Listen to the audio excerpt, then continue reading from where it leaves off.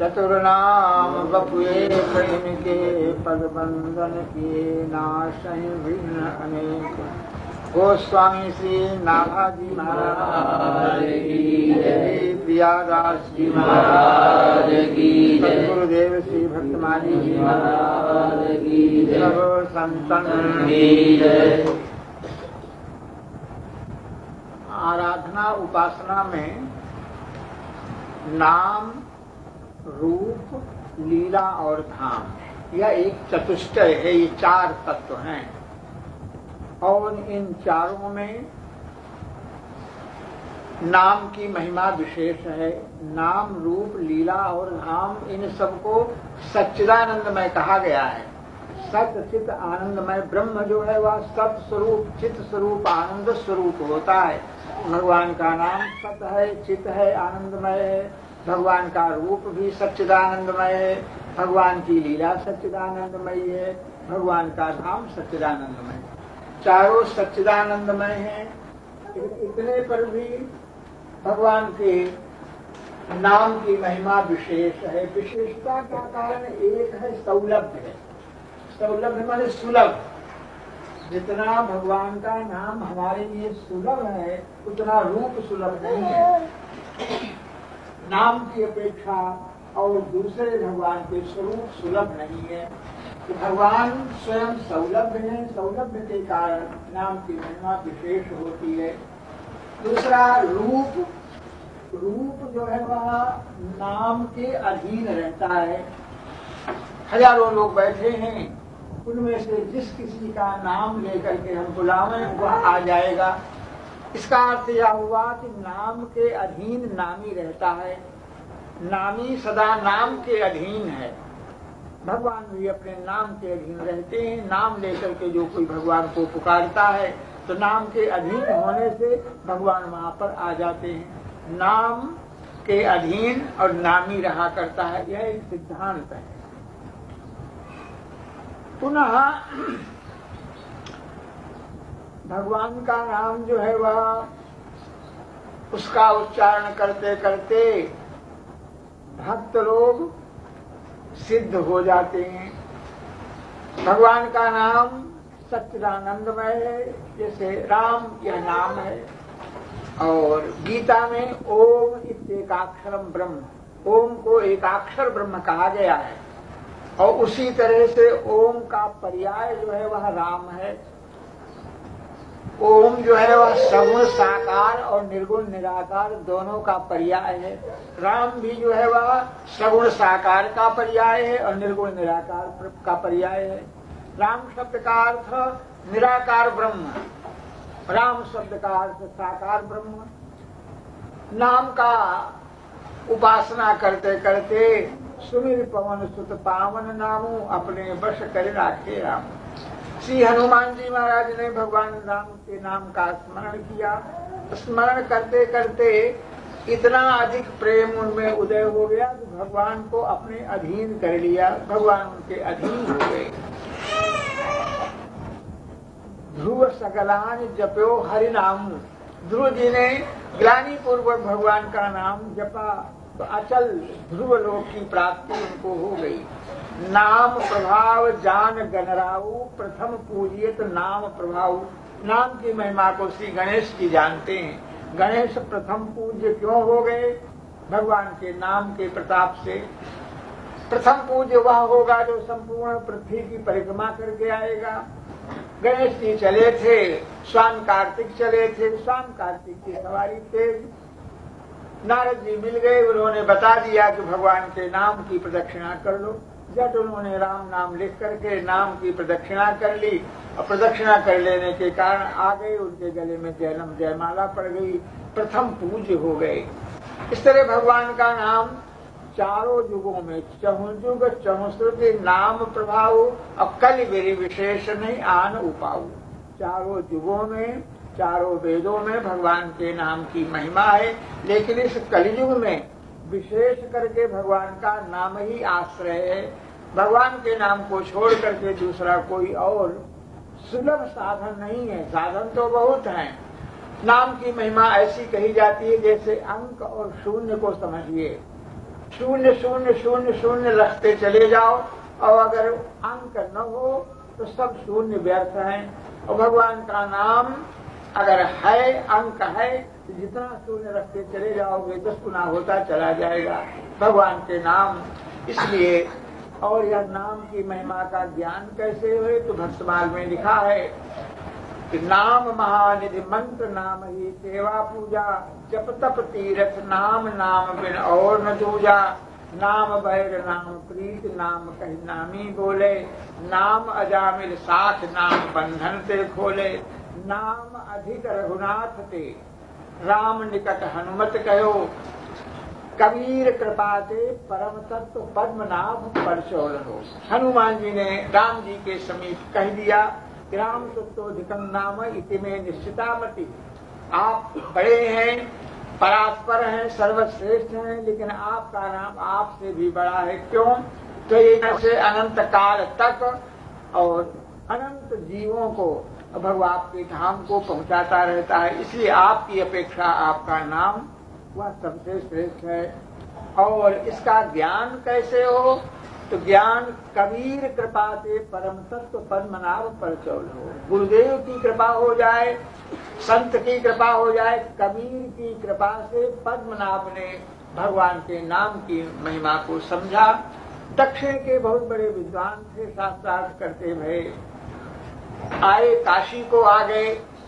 काशी के विद्वान घबरा गए, इससे कौन शास्त्रार्थ करेगा। भगवान शंकर की शरण में गए तो शंकर जी ने कह दिया कि कबीर से मिला दो। सब विद्वानों ने उन पद्मनाभ विद्वान को ले जा करके कबीर जी के पास उपस्थित किया और कहा कि देखो ये कबीर जी हम सबके गुरु हैं, अगर ये हार जाएंगे तो हम जितने काशी के विद्वान हैं सब हारे माने जाएंगे।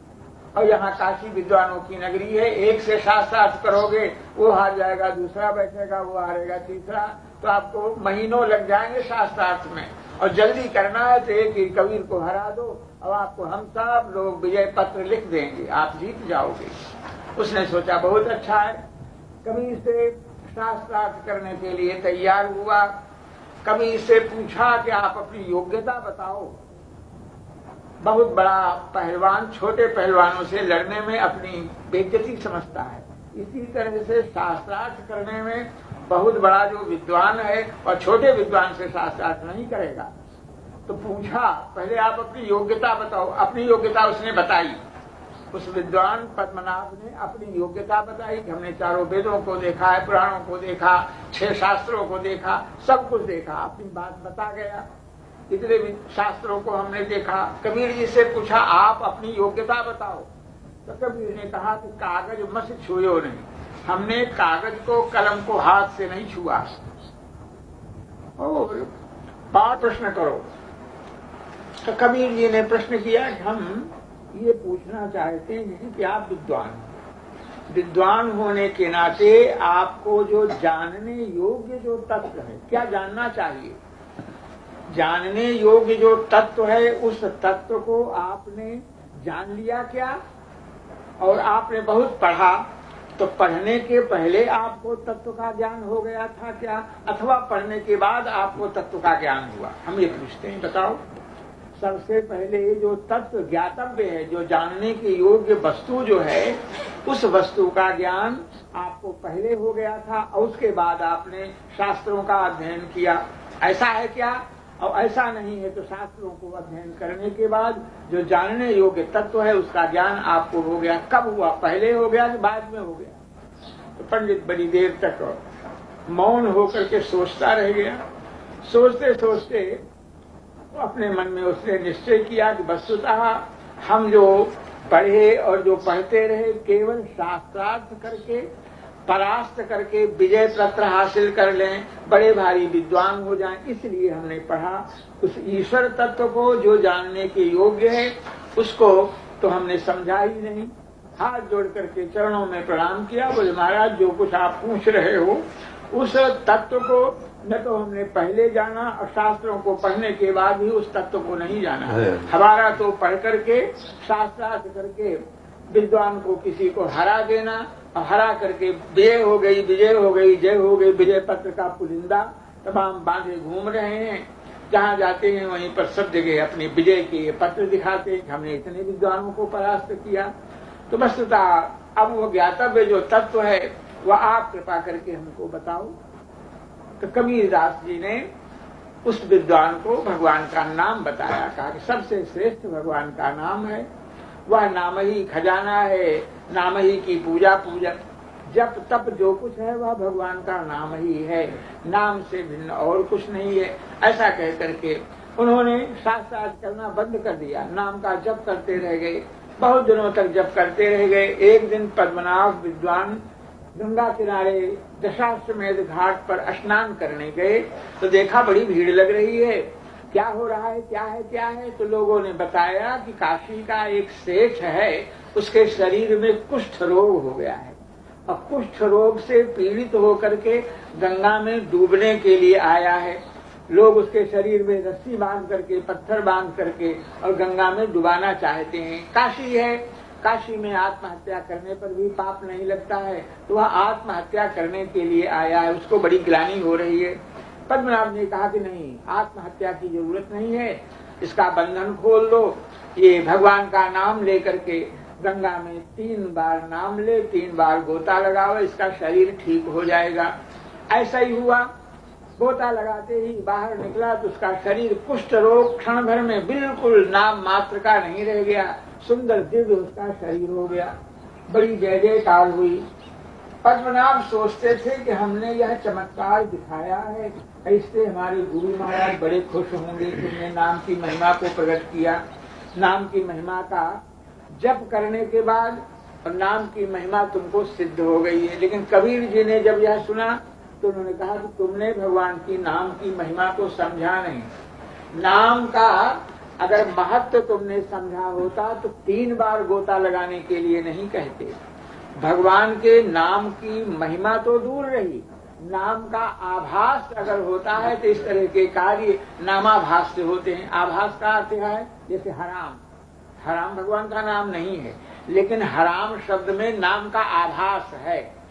इस तरह के कार्य तो आभास से हो जाते हैं। तुमने 3 बार भगवान का नाम लेकर के उसके शरीर को शुद्ध किया है, इसलिए अब तुम नाम का जप करो। अपराध हुआ, हम प्रसन्न नहीं हैं। फिर वो भगवान के नाम का जप करने लग गए।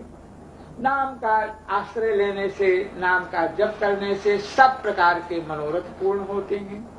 और जिस तरह से एक रत्न के भीतर, और जाने कितना सोना चांदी छिपा रहता है, रत्न जो है बड़ा मूल्यवान है, उस रत्न के भीतर तमाम रुपए छिपे, करोड़ों रुपए एक रत्न में छिपे रहते हैं। उसी तरह से नाम यह रत्न है और उसमें सभी धर्म पुण्य, धर्म का जो वृक्ष है उस धर्म वृक्ष का बीज जो है भगवान का नाम ही है।